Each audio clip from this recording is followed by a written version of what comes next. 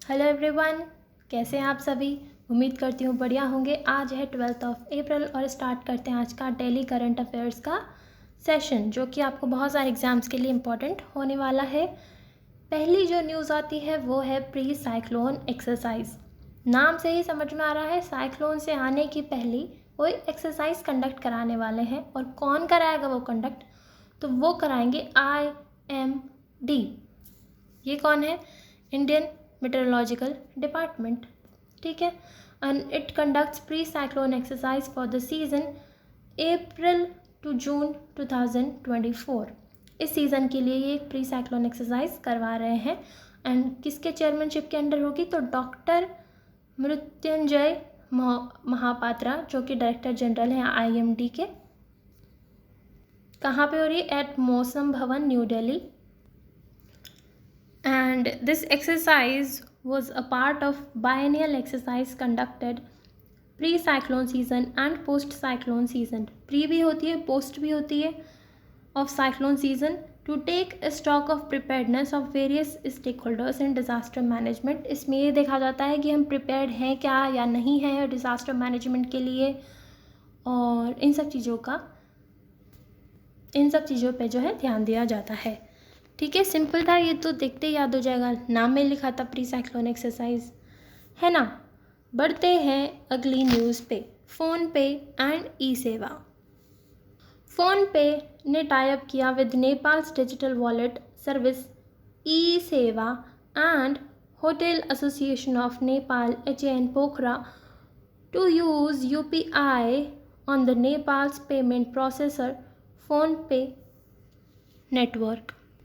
तो सिंपल सी बात है, फ़ोनपे ने ई सेवा के साथ और HAN के साथ टाइप किया है ताकि UPI को पुश किया जा सके in the Nepal's payment processor PhonePe network, जिससे कि वो भी फ़ोन पे अच्छे से सीमलेसली पेमेंट कर सकेंगे। तो ये वाली सेवा नेपाल को मिलेगी। सो फ़ोनपे, ई सेवा और फ़ोनपे नेटवर्क, सिंपल है। ओके, बढ़ते हैं आगे। नेक्स्ट आता है काबिल CSIR। अब ये क्या है? बेसिकली काबिल जो है खनिज विदेश इंडिया लिमिटेड, ये एक कंपनी है जो कि खनिज से रिलेटेड यानी कि मिनरल से रिलेटेड चीज़ों से डील करती है। और इन्होंने एक MOU साइन किया है CSIR IMMT के साथ, council of scientific and industrial research institute of minerals and material technology. और किस चीज़ के लिए? ताकि उनकी जो टेक्निकल नॉलेज है या एक्सपर्टीज़ है उसमें कोऑपरेट किया जा सके, उससे काबिल को हेल्प मिलेगी in various domains crucial for critical minerals processing and metal extraction. जितने भी अलग अलग डोमेन होते हैं, किसके लिए? क्रिटिकल मिनरल के प्रोसेसिंग के लिए या मेटल के एक्सट्रैक्शन के लिए, उससे रिलेटेड टेक्निकल नॉलेज या एक्सपर्टीज़ जो है वो शेयर की जाएगी खनिज विदेश इंडिया लिमिटेड के साथ, इनके द्वारा। ठीक है। सो CSIR मेन रिसर्च करती है। सो रिसर्च इन्होंने की भी होगी काफ़ी, तो उसका मदद मिलेगा काबिल को और इनकी काबिलियत बढ़ पाएगी। ठीक है, हो जाएगा याद। ये तो सिंपल था, काबिल से काबिलियत बढ़ जाएगी और यहाँ से रिसर्च आ जाएगा। इसमें तो कुछ बताने का है ही नहीं। अब क्रिटिकल मिनरल्स जो होते हैं ना, वो बहुत इंपॉर्टेंट होते हैं। मतलब क्रिटिकल मिनरल्स नाम में ही समझ में आ रहा है, जो कि बहुत इंपॉर्टेंट मिनरल्स हैं हमारे आज के एडवांसमेंट के लिए। जैसे कि लिथियम हो गया, लिथियम बैटरीज बनती है हमारे EV व्हीकल्स के लिए, जो कि हमारे काफ़ी काम आने वाली चीज़ है। इसलिए लिथियम जैसे कि एक क्रिटिकल मिनरल हो गया। तो इस तरह से काफ़ी सारे होते हैं। उसके संदर्भ में ये जो काबिल है वो काफ़ी काम करती है। जैसे कि इन्होंने अर्जेंटीना और ऑस्ट्रेलिया जैसे देशों के साथ भी कुछ अग्रीमेंट किए ताकि वो कुछ ऐसे क्रिटिकल मिनरल्स वहाँ पे एक्सट्रैक्ट कर पाएँ। ठीक है, सो ये बात है इसमें। आगे बढ़ते हैं गरुड़ एरोस्पेस। गरुड़ एरोस्पेस नाम की कंपनी ने पहला ऑर्डर बैक कर लिया है from ISRO for supplying of cutting edge quadcopter drones. तो एक तरीके के ड्रोन्स हैं जो कि सप्लाई करेगी गरुड़ एरोस्पेस इसरो को। सो गरुड़ हवा में उड़ता है, ड्रोन्स भी हवा में उड़ते हैं और इसरो की सैटेलाइट्स भी हवा में जाती है। तो इस तरह से तीनों चीज़ें एसोसिएट हो जाएंगी। ठीक है, आगे बढ़ते हैं। सिद्धार्थ राजशेखर, अब ये कौन है? इन्होंने कोई किताब लिखी जिसका नाम है आई कैन कोच, और उसका वो रिलीज़ हुई है। एक्चुअली ये एक डिजिटल कोचिंग लीडर हैं और इन्होंने अनाउंस किया था कि ये वाली जो बुक सीरीज़ है आई कैन कोच, उसका वॉल्यूम 2 और 3 जो है उसका रिलीज़ इन्होंने अनाउंस किया है, तो इसलिए ये न्यूज़ में रहे हैं। सो इसको कैसे याद करेंगे? तो कुछ इस तरह से याद कर लो कि इनकी किताब पढ़ के, इनसे कोचिंग लेके आप सिद्धि पालेंगे। और इसका अर्थ क्या हुआ कि आप राज करेंगे। राज कहाँ करेंगे? लोगों के दिलों पे राज करेंगे। सो सिद्धार्थ राजशेखर, आई होप ये सिली सी कहानी आपको याद करने में मदद करेगी। हालांकि ऐसा कुछ है नहीं कि सिद्धि पाएंगे और ऐसा कुछ, मैंने सिर्फ ये नाम याद कराने के लिए ये पूरी कहानी रची है।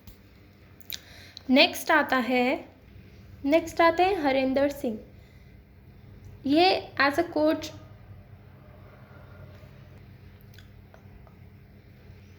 he has returned for Indian women's hockey team. So as an Indian women's hockey team ये वापस एज अ इनके कोच बन गए हैं। और इन्होंने किसको रिप्लेस किया? तो डच के कोच जो हैं जैनिक स्कॉपमैन, आई डोंट नो इसको कैसे प्रोनाउंस करते हैं पर आप देख लेना। सो ये इंडियन विमेन हॉकी टीम को कोच करेंगे। ये पहले इंडियन हॉकी प्लेयर रह चुके हैं और द्रोणाचार्य अवार्डी भी हैं। सो ये कैसे याद रहेंगे? ऐसा कुछ इमेजिन कर लो जैसे कि हॉकी स्टिक कैसी होती है, ऐसी होती है ना, और इससे बॉल को हम कहाँ से हिट करते हैं? तो यहाँ से बॉल को हिट करते हैं उसके एंड से। तो कुछ ऐसा इमेजिन कर लो कि ये जो कोच हैं वो हमारी इंडियन वुमेन हॉकी की जो प्लेयर्स हैं उनको बता रहे हैं कि इस तरह से बॉल को हिट करके आपको हर एंड पे फेंकना आना चाहिए, हर एंड पे भेजना आना चाहिए। आई नो ये बहुत सिली है पर आई होप ये आपको याद करने में हेल्प करे। सो हर एंड, हरेंद्र। ठीक है, आई होप आपको याद आ गया हो। ठीक है, बढ़ते हैं आगे। अब कल थी 11 अप्रैल और कल एक इम्पॉर्टेंट डे भी था जो था महात्मा ज्योतिबा फुले जयंती।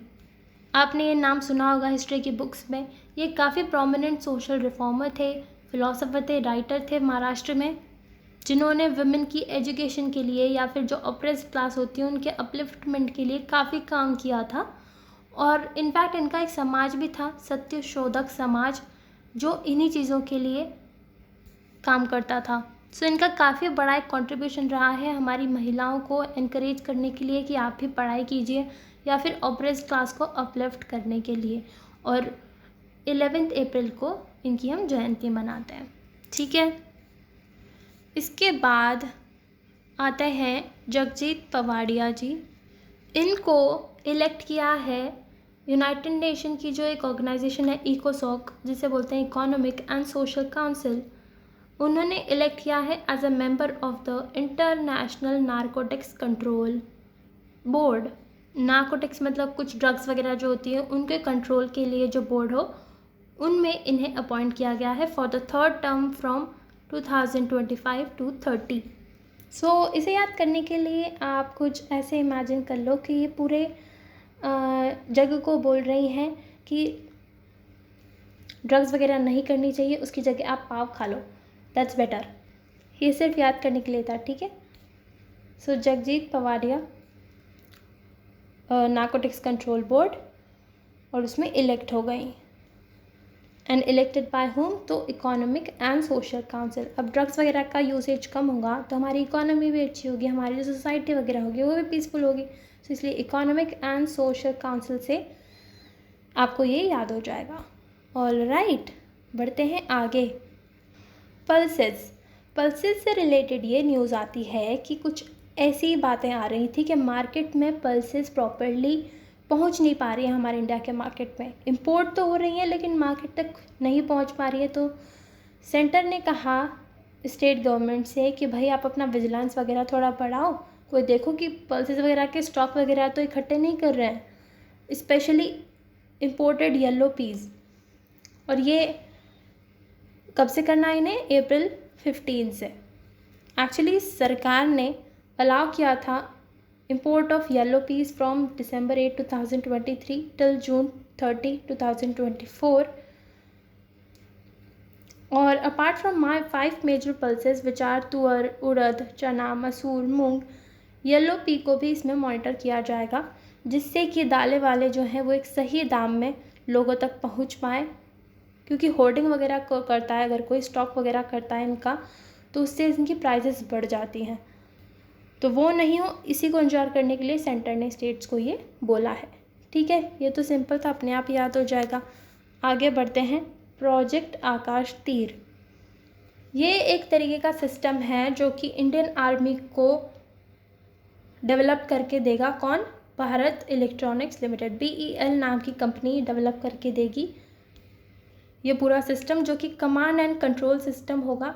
इसमें होगा यूँ कि आर्मी के जितने भी असेट्स वगैरह होते हैं, जैसे कि मिसाइल्स हो गई, या ग्राउंड लेवल पे भी जितने हमारे डिफेंस इक्विपमेंट होते हैं, वो सब एक साथ इंटीग्रेट कर दिए जाएंगे थ्रू AI या फिर कुछ डिजिटल सिस्टम्स के थ्रू, जिससे कि जब भी कोई अटैक होगा किसी एनिमी नेशन से, तो हम प्रॉपर अच्छे तरीके से सारे जो इक्विपमेंट्स वगैरह होंगे, डिफेंस इक्विपमेंट, उनको इंटीग्रेटेड तरीके से यूज़ करके एक अच्छा काउंटर अटैक हम दे पाएंगे।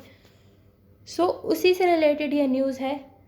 Indian army has initiated the implementation of control and reporting systems as part of this project. इससे हमारा कंट्रोल बढ़ेगा और रिपोर्टिंग सिस्टम भी अच्छा होगा, और हमारी एयर डिफेंस कैपेबिलिटीज़ काफ़ी बढ़ जाएंगी, क्योंकि कोई भी मिसाइल वगैरह आती है तो उसको अच्छे से सर्वेलेंस रडार वगैरह के थ्रू या हमारे जो सर्वेलेंस सिस्टम है उनके थ्रू डिटेक्ट करके प्रॉपर एक्शन लिया जा सकेगा। ठीक है, so it will automate air defence control and reporting process through digitisation, promising a streamlined approach to complex operations. इससे कॉम्प्लेक्स ऑपरेशंस जो होते हैं वो थोड़े ईजी हो पाएंगे। It will integrate radar and communication systems and will enable swift engagement of hostile target, ensuring safety of friendly aircraft. So आकाश में तीर जाएगा, इस तरह से कुछ इमेजिन कर लो और हमें सिक्योर्ड रहेंगे। ठीक है, बढ़ते हैं आगे। IGLA-S air defence system. अब ये एक तरीके का ऐसा डिफेंस सिस्टम है जो कि हैंड हेल्ड होता है, यानी कि हम हाथ में पकड़ के इसे चला सकते हैं। कुछ ऐसा देख लो इस तरीके से। तो इससे होगा यूँ, ये भी एक एयर डिफेंस सिस्टम है। मतलब कोई अगर छोटे ऊंचाई पे, कम ऊंचाई पे अगर कोई ड्रोन उड़ रहा है या एयरक्राफ्ट उड़ रहा है, उसको हम इससे टारगेट कर पाएंगे। इसे कोई भी एक इंडिविजुअल हाथ में पकड़ के ऑपरेट कर सकता है, और ये इफ़ेक्टिव होगा अराउंड अप टू 6 किलोमीटर। ठीक है, सो इंडिया ने ये लिया है सिस्टम। किससे लिया है? तो रशिया से लिया है। ठीक है, नाम क्या है? तो IGLA-S man portable air defence system. Man portable है, मैन इसको इधर से उधर ले जा सकता है और वो एयर डिफेंस के काम आएगा। And it is hand held defence system that can be operated by an individual or crew and design to bring down low flying aircraft, cruise missiles, drones which are flying up to 6 kilometre. तो easy था ये, तो ये सारा मैंने बता ही दिया। और वेस्ट में इसको क्या बोलते हैं? SA-24 ग्रेंच। और इससे क्या एनहांस होगा? It will enhance the armies very short range air defence capabilities. जो भी शॉर्ट रेंज पे कोई एयर डिफेंस पे के लिए हमें अटैक करना हो, तो उसमें ये हमें काफ़ी काम आएगा, स्पेशली हमारे नॉर्दर्न बॉर्डर पे। और इसमें जो है एक ट्रांसफ़र ऑफ टेक्नोलॉजी का भी प्रावधान है, जिसमें रशिया जो है टेक्नोलॉजी प्रोवाइड करेगा इंडिया को, जिससे इंडिया अपने आप इसको मैन्युफैक्चर कर पाएगा। अभी फर्स्ट बैच तो रशिया से ही आया, लेकिन आने वाले टाइम में जो आगे के बैच होंगे वो इंडिया में ही मैन्युफैक्चर किए जाएंगे, जिससे कि मेड इन इंडिया को भी हम इसमें प्रमोट कर रहे हैं। बहुत ही बढ़िया। और ये IGLA-I-1M को रिप्लेस करेगा। सिंपल था ये बहुत पूरा। और लिया किससे? हमने रशिया से। ओके, तो इतना ही था आज के सेशन में। I hope it helps you. Thank you so much, have a nice day.